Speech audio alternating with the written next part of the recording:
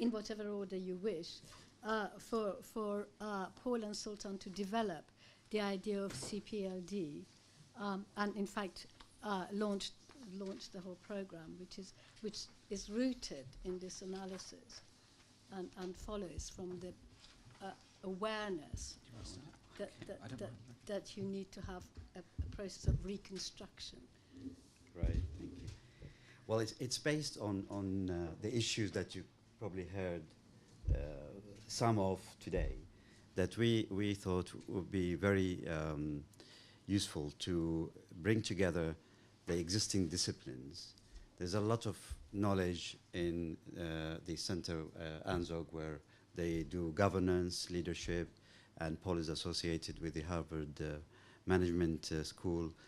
And in Britain, in what we do in the Post-War Reconstruction and Development Unit, but also the HPG and many other humanitarian focus groups, if we could bring the two together to work on the concepts, on trying to understand what are the challenges specifically facing leadership in the humanitarian phase, in the transition, as you move on to the reconstruction development, and understand it at different layers, at the national level leadership, international leadership, very local community leadership, understand how communities that we now brand as resilient survive all these harsh environments, utilizing their understanding of leadership and utilizing their survival mechanisms and so on.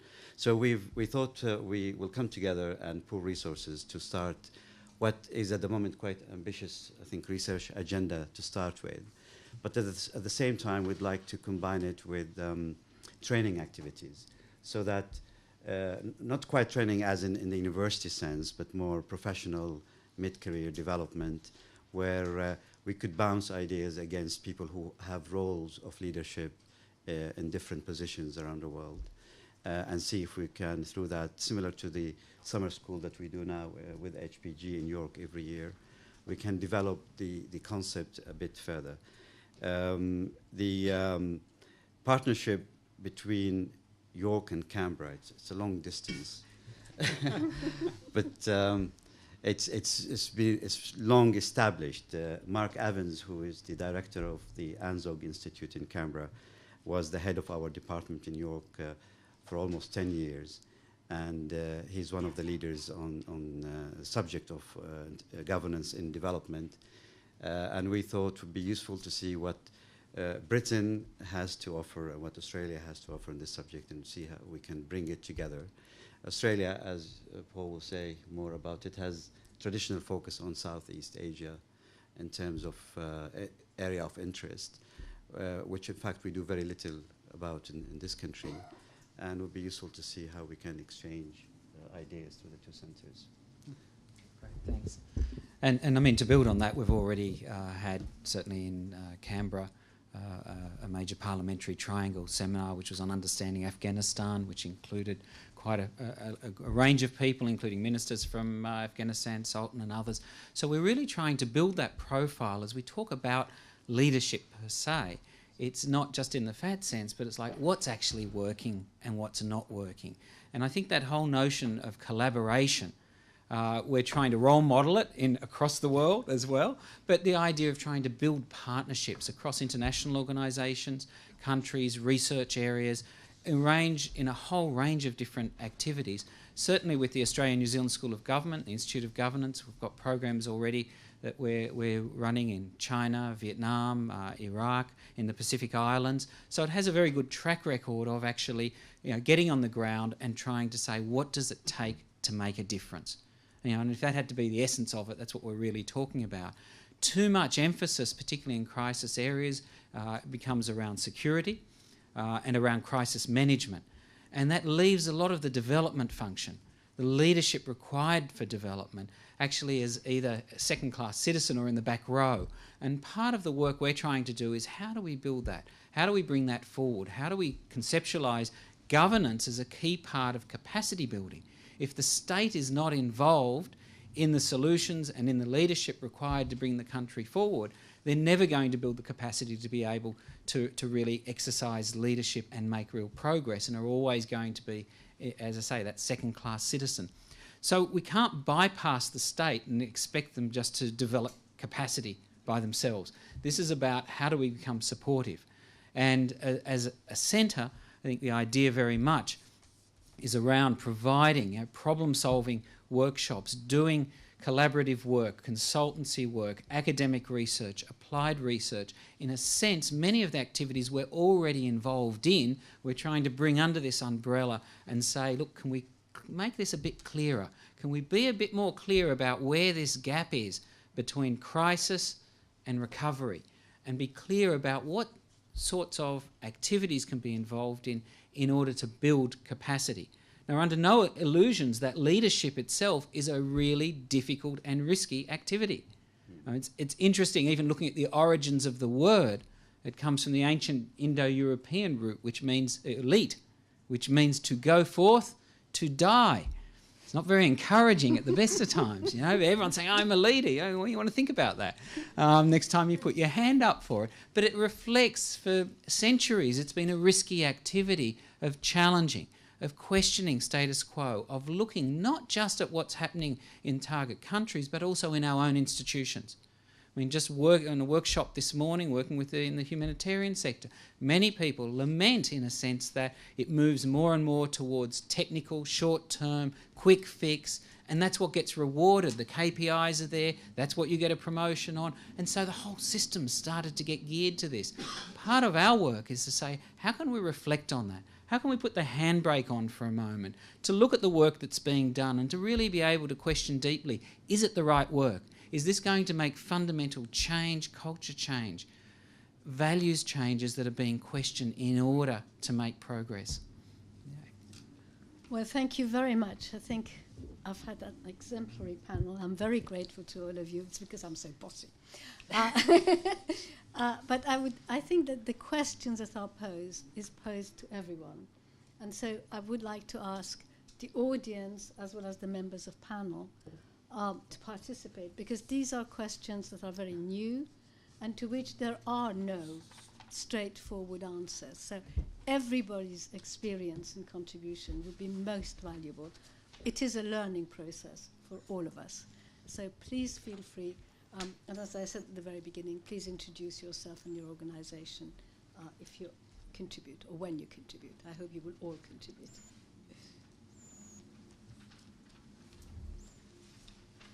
Yes, please.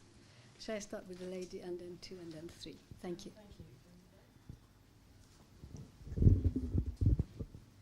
Thank you very much. Margie Buchanan-Smith, Senior Research Associate with HPG. I guess my question is, it's really about the kind of nexus between the individual and the institution. So it was kind of running through some of what the panel was saying. And I think, if leadership is about individuals, whether they're working individually or as a team, one of the big findings from the ALNAP study was that leadership in the humanitarian sector is happening in spite of their organizations, not because of. And which is a really critical finding, because that implies something very fundamental has to change within organizations and organizational cultures. And it comes back to what is incentivized. And I think at the moment, a lot of, whether we're talking about courage or risk-taking, and being prepared to make mistakes and then fail and then learn very quickly, it's very hard to see how that's really incentivized in the sector at the moment. So I guess that's what certainly kind of troubles me, and I'd be interested to hear what people have to say about that. And it sort of relates, I think, also to what Sultan was saying. If we're talking about local leadership, it's the nexus between the individual leadership and organizations or institutions. It's how can you create an environment that really fosters that kind of leadership. Thank you. Any takers? We take 3 or 4. We take 0 or 4. Okay, then in that case, we carry on yours and then yes. My name's Tim Garbutt. I run Sincerity Advertising, an advertising agency, and we work with various humanitarian clients. I also run the Serin charity to build schools, primarily in Southeast Asia. And I've also stood as Mayor and now MP in Kent on various corruption problems initially, but now broader. Part of my campaign activity is essentially describing the area as third world in terms of requiring development. I'm very reassured from it's more than I expected today actually in terms of the information provided, because one observation I have is that Britain, given we've now reached the 0.7% aid target, which I think is just superb, you know, a great British success story, and now with the UN Millennium Goals being introduced, I think one thing we've done very bad in being involved in crisis is having a Ministry of Reconstruction. Is that something that you're actively trying to develop across all these organisations that not just Britain but other countries can tap into? Thank you very much. If you pass it to the lady who's just here. Thank you. Thanks. Heather Marquette. I'm Director of Research at the Developmental Leadership Programme and Academic Director of the GSDRC at the University of Birmingham. I was just wondering, as somebody who's been interested in aid for a while, a lot of the arguments could be applied across aid in general. Is there something specific about the humanitarian sector that makes leadership such a challenge? Thank you. Right. Who would like to kick off? Go ahead.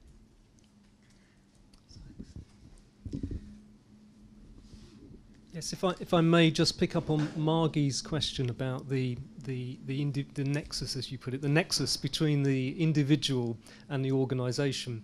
I mean, just to share with you some of the findings of our recent literature review. I mean, in the models that I spoke about earlier, the dominant model that ALNAP has found in the sector is that of the exceptional individual.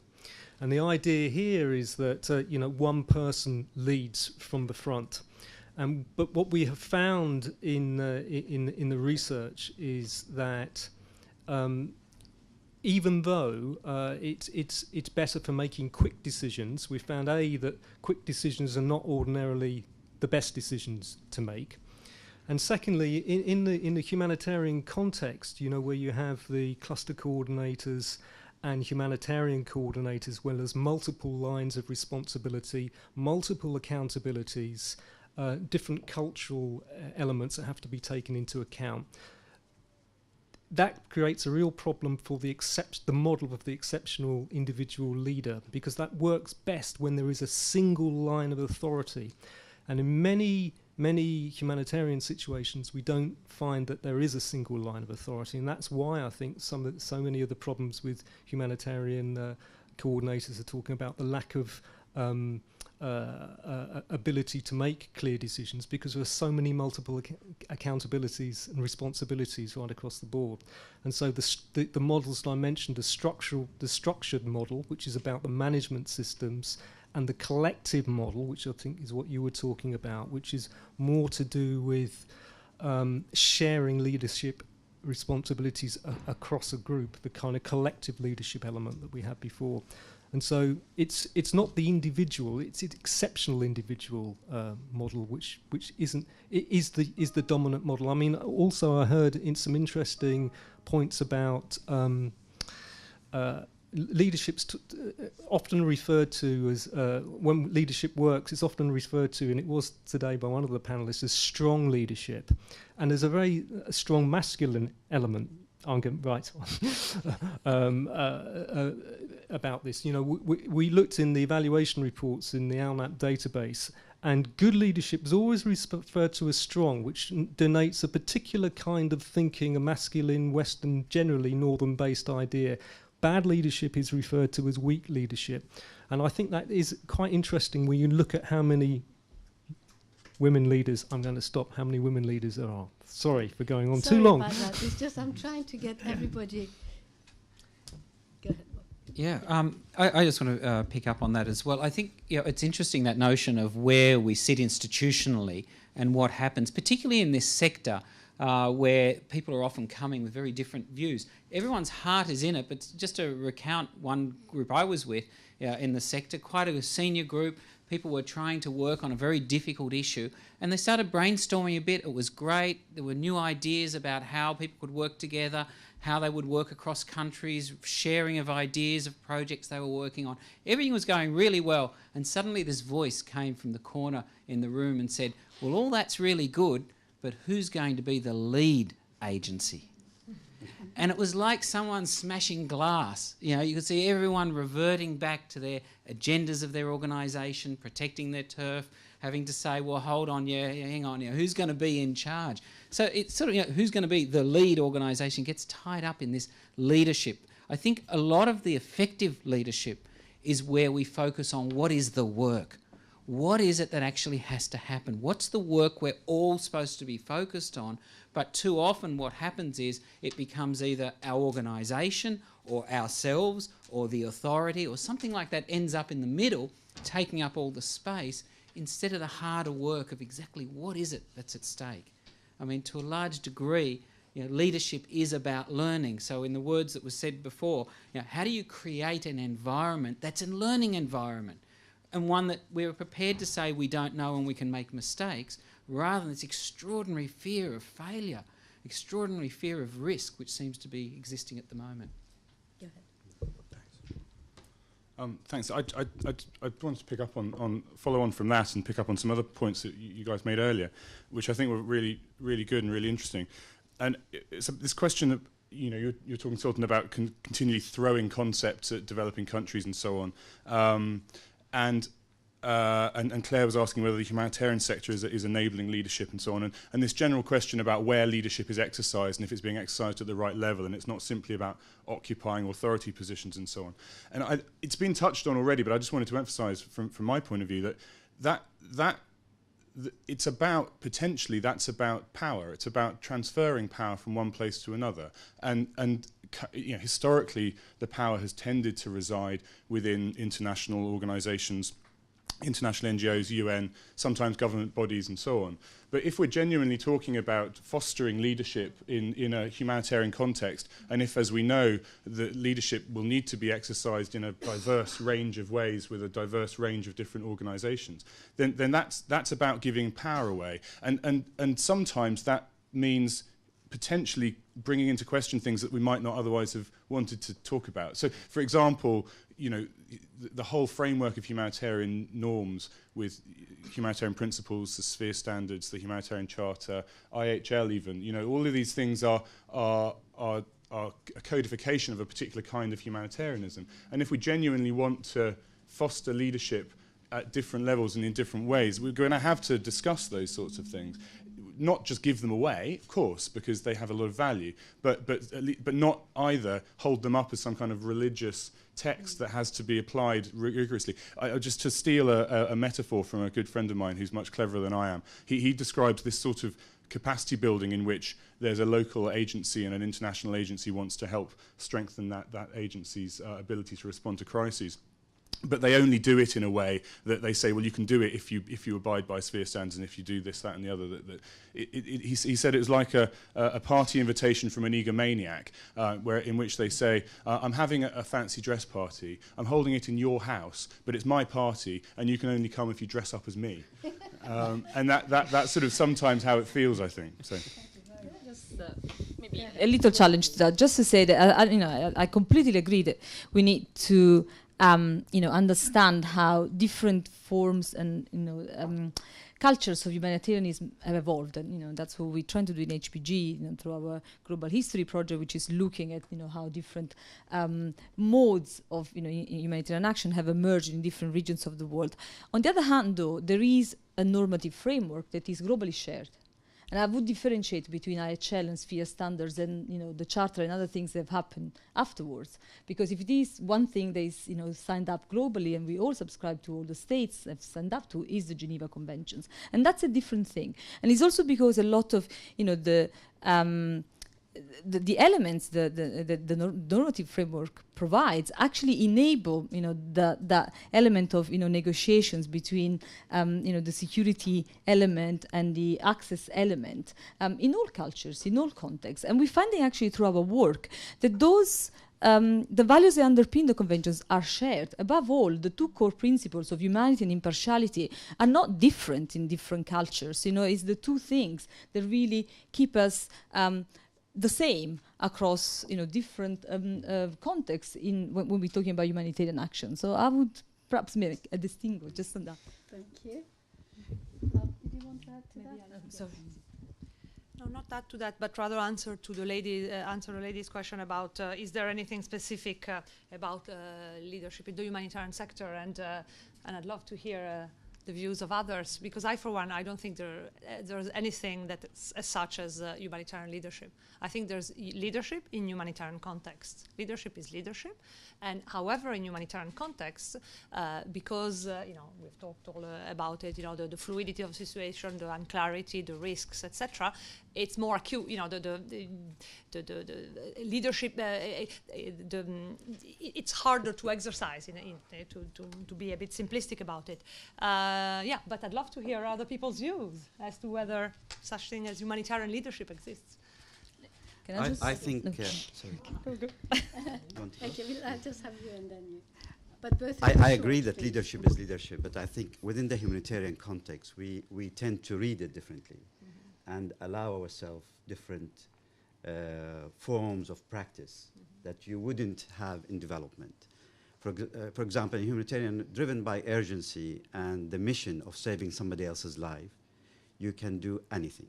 You can get away with a lot of things these days. And when it comes to leadership in development, you expect leadership to develop on the job. We don't have the time in humanitarian often to allow for that development of leadership on the job. The assumption is that you should arrive with a leader or with some kind of defined leadership. And that almost always, and I have to be careful, maybe not all the time, but quite often excludes the locals until they, in spite of the will of the international agents, build leaderships. And in most cases, they do it because they take a greater risk, particularly in terms of access security. They are the people who are willing to go into the Afghanistan during the 1990s, now in Somalia, in various other places. So they kind of, in spite of us, build this. But even then, I don't think it is cultivated professionally sufficiently to allow for that transition of leadership within the region, within the country, for it to reform itself and move into a different type of leadership as the country evolves. Very few, and you can see that in Afghanistan is a very good example. The best ministers who held positions were people who worked for international humanitarian agencies when it came to the reconstruction of the country. But they were not necessarily trained to do that job. You know, they ended up there because of the qualities they were exposed to indirectly by their job and so on. And I think the position I take is that if we are able to predict this in advance, we can build it from the very beginning, thinking that this day will come. And I'd like to go back 1 minute to the question of the Ministry of Reconstruction. I'm not sure if you meant in Britain, a Ministry for Reconstruction. Yes, well, I often ask myself this question. We started in Britain by having the Post-Conflict Reconstruction Unit as a whole-of-government response to the issues of reconstruction around the world.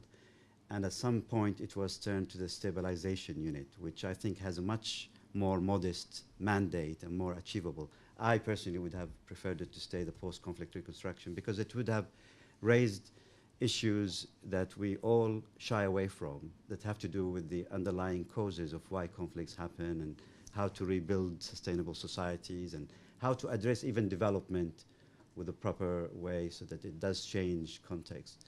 But unfortunately now what we have is the stabilization, which is very professional, very good. I know it's all in record.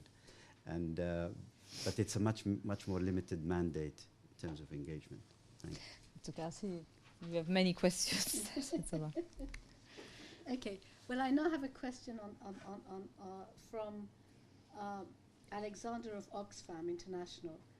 Is the status of leadership in our sector based on our current paradigm where we have development and humanitarian program? We need to think more jointly. Is that agreed? The audience think that that's absolutely right. So Any comment? I fully agree, particularly from the local perspective, because for them there's not a huge difference between the humanitarian and the developmental phase, and they suddenly wake up and they find themselves being faced by the World Bank and multi-donor trust funds, and everybody shouting at them, and integrity and accountability and targets, and they say, well, yeah, but no one actually discussed these in advance with us. Yes.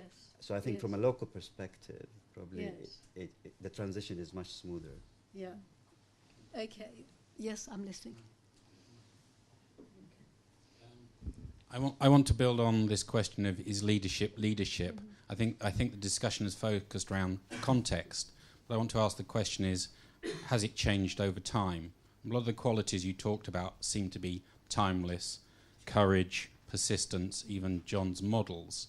But the context has changed a lot over the last 20 or so years, and I wonder if the same, if we'd had this conversation 20 years ago, would it be exactly the same? Are the leaders in humanitarian context of 20 years ago the same ones we prized, who are valued today?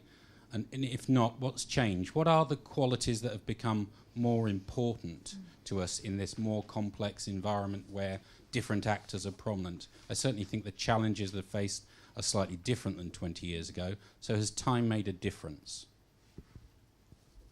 Sorry, my name's John Plasto from CARE, and also a Sphere board member. Can I address that?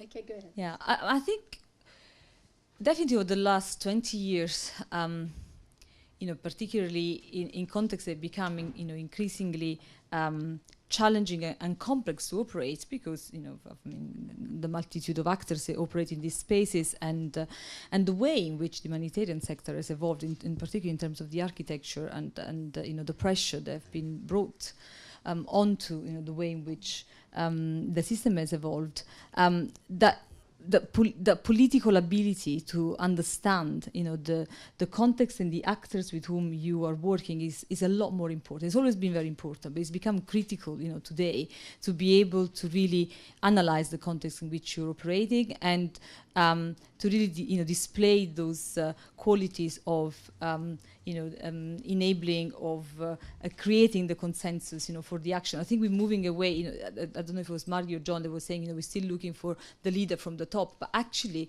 that is really the wrong type of leadership we want in this kind of context. You want people that are able to enable their teams to understand how to operate. They are able to exercise their leadership at every possible level. They have the shared vision of how you're supposed to operate. I mean, that has become essential, but we're still stuck on the way the old model, which was that of 20 years ago, of the knight in shining armor charging in and leading everybody, sort of coming behind. That hasn't changed. If we don't change that, we will continue to have a lot of failed response because we're still waiting for the person at the top that sort of sets the scene and the tone for the operation. Whereas we need to see that leadership exercise at every possible level. So that enabling element for me is fundamental today, much more than it was 20 years ago.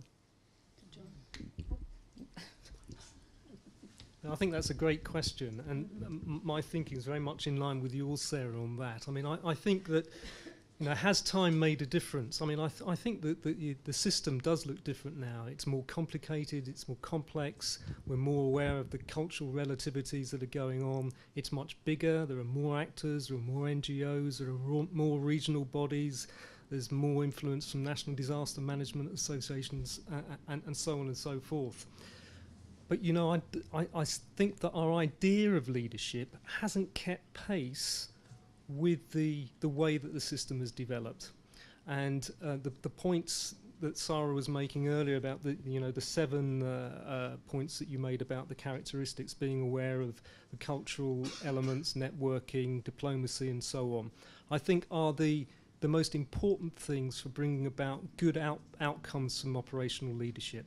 But our thinking, I think, is still very much predicated on the idea of the exceptional leader. You only have to read the latest book, Mukesh Kapila's book, and you will see what you're talking about there. Read the book of Romeo Dallaire about the Rwanda crisis and so on. We're still very much looking towards that idea of the exceptional leader, and I think that's not quite what we should be looking forward for in the future. I think it's a very good question, though.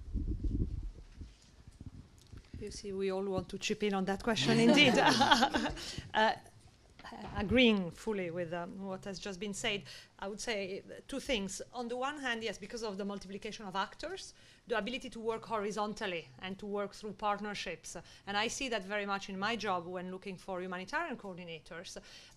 The challenge is, up until the moment when people become humanitarian coordinators and therefore have to work horizontally, they've always worked in a vertical environment, be it in an NGO, in a UN agencies, etc. So people who have grown up in a vertical command and control system, all of a sudden we are asking them to work in a totally different way. So and that's also linked to your point, John, that our understanding of leadership has not evolved. So I'm working at the cusp of this pyramid. I'm having trouble finding people who have that sort of ability to work horizontally. And the second shift, I would think, is indeed, has already been mentioned, is leading from behind, supporting as opposed to being in front. Yes. And that's also something that is not ingrained in our institutional cultures. And that's why I think your project of leadership in transition in recovery is particularly intriguing, because recovery, talking about power, it's all about shifting ownership and power back to where it belongs, that is with national authorities and government. But how can we make that happen if we have a leadership model that is predicated on us being in front? Leadership meaning being in front. So, yeah, these two things. Sultan. I think also an important quality is to challenge the norms as a leader. And increasingly we find leaders in this sector conforming to what the general atmosphere is requiring. I think we're finding less and less outspoken leaders as a whole. There is more and more, and we know this agency's dependence on donors. We're all politically correct, sometimes too correct in certain areas. So maybe that exceptional leader, and I go back to the early 1990s again, when we had people like Fred Cooney around, and I don't know if some of you know him and others. Immediately he was recognized as a leader in the humanitarian scene. And partly because he challenged the United States policy in many countries on the side of the humanitarian principles. And I think we're finding less and less of that in the sector as a whole. We're all going with the securitization, stabilization agendas and working too close to the wall at the moment. Thanks. And just to add to that, I mean, not just for the humanitarian sector, but I mean, I would say, why stop at 20 years?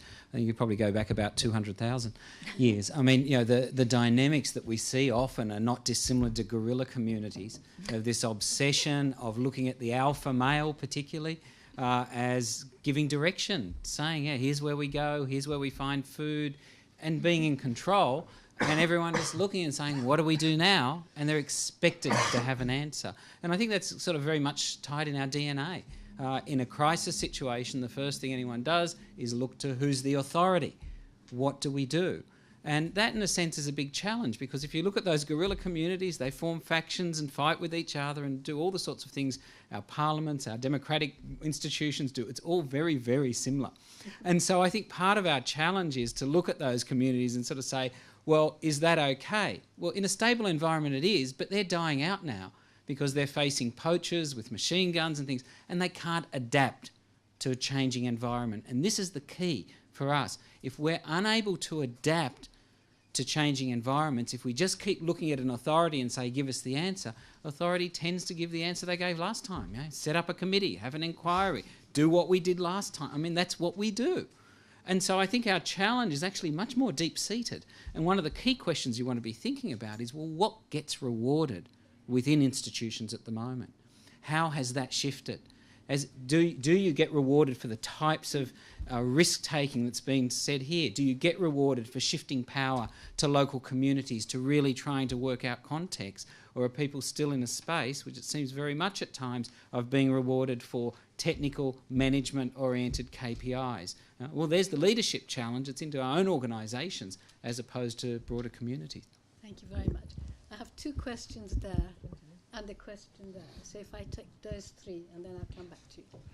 Okay. Hi, my name's Martin Barber. I'm retired, but I was a humanitarian coordinator about 20 years ago. So I have some experience of these discussions as they were carried out 20 years ago. And I think we need to be a little bit careful about what actually has changed and what hasn't changed. I think if you'd asked a number of people to come up with their 7 points of leadership 20 years ago, they would have come up with exactly what Sarah has come up with. These are not new understandings of the qualities required by leaders. The second thing I want to say is that I really think we should focus on what Professor Barakat said.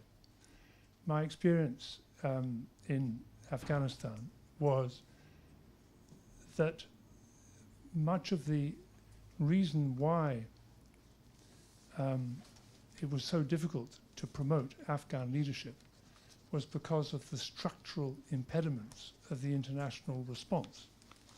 And just a very short story. The one sector in which there was no international response capability was demining. So we helped to support the establishment of Afghan organizations to run the demining program. And that's unique because by the time the international community had started demining Cambodia, there were plenty of international humanitarian organizations doing demining. So the Cambodians didn't get to run their own demining program as the Afghans did. Nobody else got to run their own demining programs. Essentially, we're dealing with a structural problem that we're imposing an international framework on a national problem. Thank you. If you would pass it behind you, the lady on the other side. Sorry. Thank you. Hi, Susan Nicolai with ODI. And previously, I worked with a global cluster unit in Geneva for about 3 years. So worked a lot with clusters on the ground as well.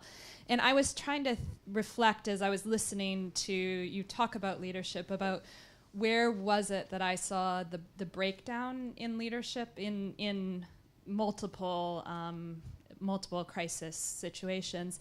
And I don't think it was so much the leadership in terms of the qualities that people had or who they were trying to build consensus with. It was often the lines of accountability. And I think there probably should be more attention to that in looking at leadership, because there was often the question of, okay, are we trying to do what the humanitarian coordinator is asking or the minister of education or health, or am I trying to do what my boss is asking me to do? And there's just these multiple lines of accountability that often aren't clear, and it's very difficult to reconcile. And when you have an exceptional leader that comes into a situation like that, they are going to run into blockages. And I think it's how accountability lines interact with that leadership, that individual who's trying to take leadership, is incredibly important. Thank you. I had a third question there, sorry. Yes. Hello, sorry. My name is Paul. I'm just looking for my first entry-level position in the humanitarian sector. I've heard a lot about the solution within the structural way the things are running inside the humanitarian sector.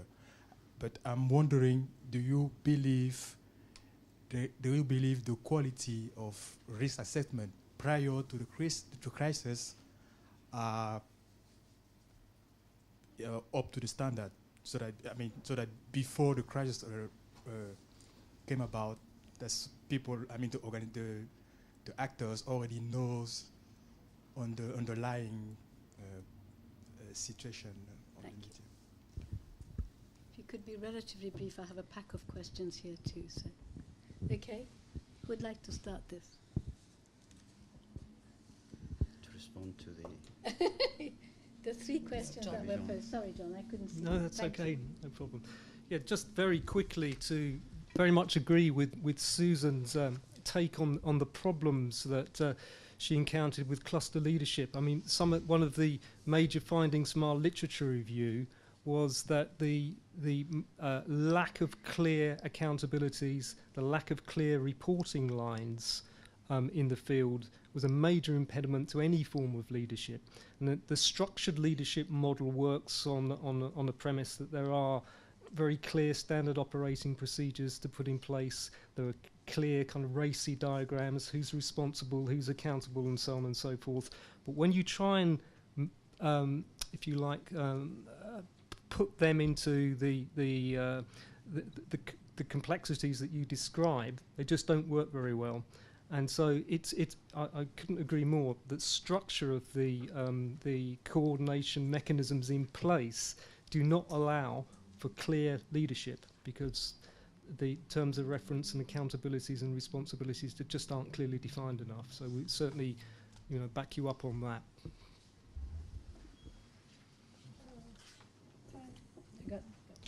Sorry, yeah, I mean, I obviously, I mean, you've got a lot more experience, Susan, than I do in that area. But obviously, from what I know, your analysis is absolutely right as well. I think that what I'd add is that's going to become increasingly tricky in a world where the system is not going to, ideally you would have clear reporting lines and you'd know what your accountability is and so on, and that's much easier to do in a kind of structured system where there's very clear lines of command and so on. And that's not where we're seeing things going. We're seeing much more a move, and rightly so, we're seeing a move towards more of a sort of humanitarian ecosystem rather than a humanitarian system, in which you've got different actors doing different things in different ways, and it's more diverse and it's more decentralized. And that's absolutely as it should be, because you can't have a single international system that can respond to the multitude of different crises that we see.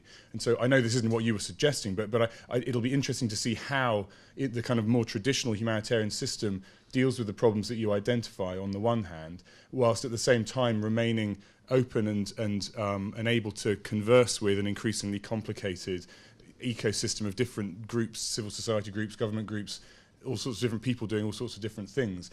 So I it's maybe a bit pessimistic, but it's almost likely to get worse before it gets better.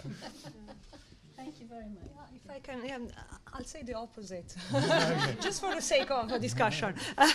No, more than that, because when I hear about terms of reference, lines of accountability, it reminds me a few years ago when I led the process by the ISC of redrafting the terms of reference of humanitarian coordinators. And I was so proud of myself because, we brought down the terms of reference, which were 8 pages and had taken 2 years to negotiate the previous ones. Then they became 3 pages, very tight, very clear, and it took us only 6 months. It's really a well-run process. I was really proud of myself. So I told one HC, there are these new terms of reference, they're really good, etc. And looked at me and said, terms of reference? I never read any of my terms of reference. And so, terms of reference, I'm being provocative, of course. I know what your point is, but I see when I hear blurred line of accountability, too many, that's an opportunity. It's a great opportunity to do what you think is right, what you and the people around you think is right. So blurred accountability is, for me, it's an opportunity. It's I'm pushing the argument a bit, but not so much. Terms of reference, line of accountability, this is the bureaucrats' way of thinking about life. And so the future, it's exactly because there's a multiplication and fragmentation of the system that we should just get rid of all of that stuff and just say, give our leaders, when they go to the field, and say, okay, this is what you need to get done. Sort it out. You don't have a detailed terms of reference, and you don't have to report on and tick every box. Just make it happen, and the solution will be very different depending on the context you're in. So let's get rid of all those shackles, as opposed to creating more as the system becomes more complex. Okay, I now have 2 questions. One is from Angela Owen, Mercy Corps, and she asked, where is the funding for developing leadership? Then I have a question from Ray, who is Professional Emergency Manager, USA, who says, please consider that leadership during crisis differs from leadership in other time, that leadership behaviors, not roles, arise during crisis as needed. And then a final question from Chris Mann, who's Christian Aid.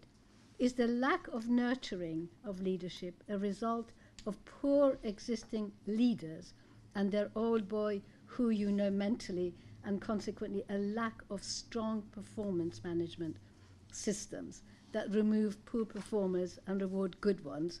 And how do you change this? Who would like to start? Do you want me to start? Yeah, okay. Paul? Wow. Brave man. No, very well. I mean, yeah, which one to take on first?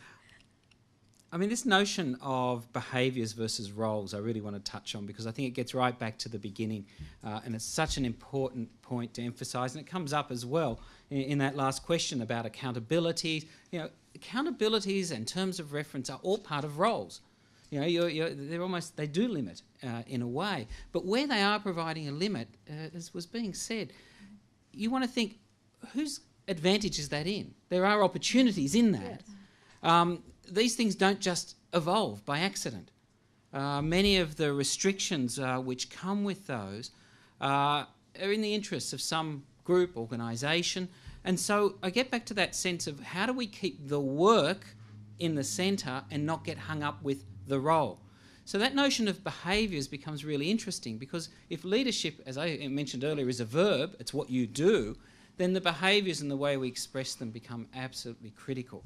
And I think that distinction is the key one that needs to happen. Now, for that to work, of course, we have to have a mindset and a culture which actually says that we're prepared to create that space for people to focus on the work. I mean, you said it so well, as, you know, can we just get people in there and say, can we focus on the purpose and get on with it?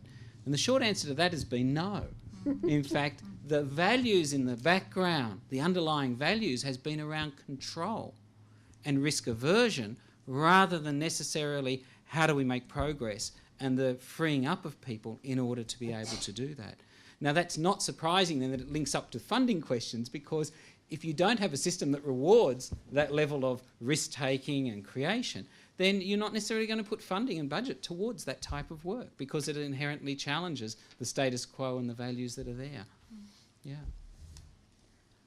May I say? Yes, please. This question, I wanted to answer the question, not answer, but make a comment on the question, where is the funding for developing leadership? And you know, we run a leadership development program for humanitarian coordinators. And the more we run them, the more I've realized that actually the best place to, and you all know this, the best place to learn is the workplace. It's not a training room.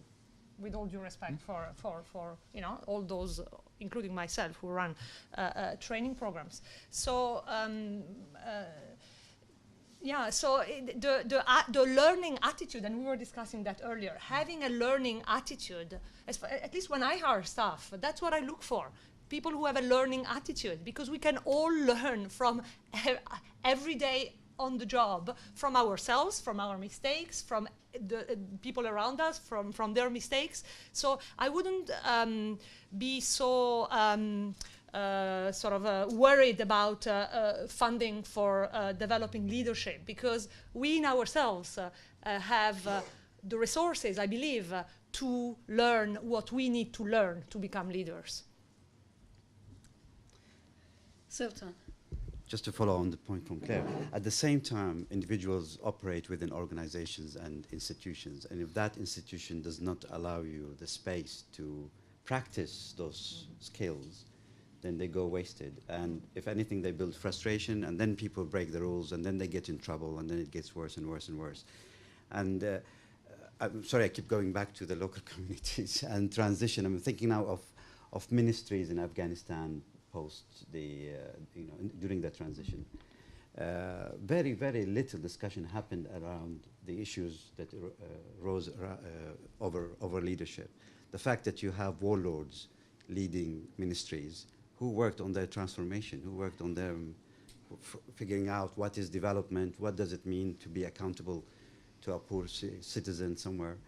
The fact that we had very little emphasis on legislative leadership.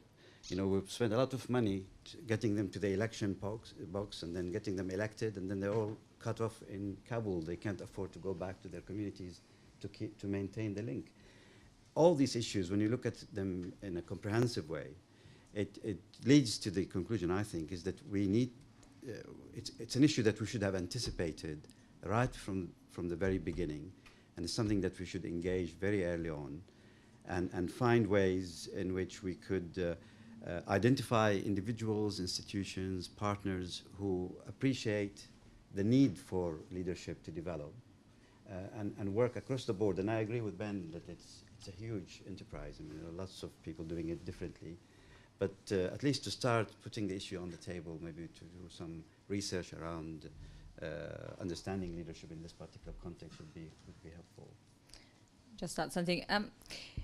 It's interesting that you talk about, how difficult it is to work in organizations that stifle, the ability to be a leader, and, how to sort of be an effective leader, you have to break the rules. And I think that actually is something to be encouraged and welcome. Yes, of course, there is an element of risk. You may lose your job, but ultimately, if you really have this leadership ability, can you actually carry on being in an organization that does not allow to do you what is right for the people you're supposed to serve? Do have the courage to break those rules. Find a way maybe to break the rules within the boundaries of, also allowing a transformation of the workplace, also trying, to bring that culture with you, to make it permeate through your organization. But if the organization ultimately is so, impervious to trying to change, to try to evolve, then it's the wrong organization with you. Let it die. Move on. Move to a different organization. The organization will inevitably die if it is so reluctant to embrace, the right leadership. And I think we're seeing that a lot currently in the humanitarian system, how some organizations that are proving unable to change are slowly becoming more, not slowly actually, quite quickly becoming progressively relevant. Sorry to take the floor so often, but what Sarah just said remind me, and again, watching these humanitarian coordinators, I think we are our worst enemies. We think there are obstacles. So I've heard so many, of these leaders saying, "Oh yeah, but the environment constrains me," and they don't take risks because they are afraid that taking risks will get them into trouble. Well, sometimes, you haven't even tried. You project obstacles where, and thereby you create them, and they're not so fear, is the greatest fear of failure. We were talking about that earlier. Fear, and that's about us. It's not about our organization. It's about us. Are we sure that there is a risk there? And John, you. Thank you. Thank you very much. Yes, just to pick up on your point about risk and to share with you another finding from the study, we found that some really good humanitarian operational leaders were confident enough to take risks. And one of them told us very clearly that the reason that he was confident enough to take a risk is that he had been round the block, as he put it, many, many times, and people knew him, he'd established his reputation, and he was able to take people with him when he took those risks. Younger people who don't have that kind of experience in leadership positions find it much more difficult to do that. I have a lot, so go ahead. I just wanted to just to add an example to what's being discussed about risk, and also address the couple of questions about the difference, the humanitarian development question, and so on. I'll be quick. I mean, the Horn of Africa crisis in 2011 is well known to everyone here. I'm sure it's been deeply analysed by lots of different people. But one of the key findings in that, I think, by a lot of people, was that the institutional risk was kind of the wrong way around. There was more fear of acting early and getting it wrong, and thereby committing resources or being accused of crying wolf, than there was fear of not responding in the first place. And that was the wrong way round, and has subsequently been well accepted, I think, as such. But that was also a case where, risk-taking was dissuaded out of leaders because they perceived the risk to be greater of acting than of not acting. There's one comment from the floor. Two comments. So if you could keep it brief. I was told to. I just want to say something very quickly. Claire, I think I disagree with you strongly when you said it's not about organisations. I absolutely think it is. And I'm sure we've all, those of us who have been around for a while, have seen people, and I'm afraid to say it's particularly within the UN, who've taken some very courageous decisions. They have not been backed by their organisation, and they're out. And and actually, and maybe their career is completely at stake as a result of that. So I really do come back to the organisations, because I think our incentive systems are really badly skewed at the moment, and until they start recognising and incentivising the behaviours that we're talking about as being key to leadership, the system needs to adapt, and that, I think, is the big issue right now. There's a comment from a gentleman there. Yes. Thank you very much. Jonathan Potter from People in Aid. I've loved these big, exciting topics, and I'm just wondering whether there's going to be an outcome from them, or even an output, and maybe it's your piece of work, because I particularly liked the breadth with which you're both talking about the issues. So there's a lot about the individual leader from John, and how the leadership of the system as a whole doesn't allow those individual leaders to work in Haiti or in Christian Aid or wherever. And you were talking about humanitarian development split, and you've been talking about the mission over brand issue. So is your work going to address all of this and work? We've talked a lot here about the humanitarian system and the architecture. Are you going to address that in order to enable the individual leaders to function more properly? And if so, how? I think that's a very long question for a long time. I always love the concept of a launch, where everyone sort of says, so show us how you've, what you've done already. I mean, the notion of a launch, this has been in train. I think what I find that's very heartening in today's discussion is that we're not talking about something that's new. So it's not like, wow, we've got this discovery and we've all got it and we're going to impart it. We're saying, look, here's another way of looking at something that we've all been exposed to, but looking at it in a slightly different way that might open up new opportunities for different ways of progressing. As I listen to comments, particularly coming from the floor and through the web, there's a tremendous amount of frustration, and I'd even say at times underneath it a little bit of suspicion about how the system works, about what's worked, what hasn't. Most people in some way have fell foul of either rules, terms of reference or authorities in the past. So there's a bit of cynicism that comes with that as well. And that's fine. We want to sort of acknowledge that, but say, okay, if we're to take that head on, if we're to say yes, and as we've spoken about post-crisis leadership and development, it has resonated with lots of people and groups all around the world. So there's something in this. We want to try and develop that to find out what is it. Not as something that's a standalone that's discovered, but something that can add value to what's already in train, that can build on the type of discussions and contributions people are making now.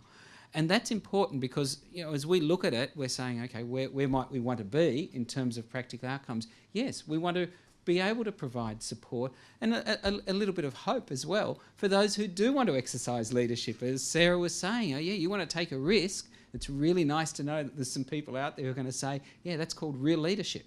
That's what it's about. That's okay. You're not standing alone, because that's what we often hear from those who stick their neck out. So as part of that, we're looking at thought leadership programs. We've already run seminars and workshops. I mean, between the two institutions, we're running things in multiple countries already. So we want to start trying to tease out some of those lessons. Do it from, firstly, an academic point of view, yes, but also, very importantly, an applied way.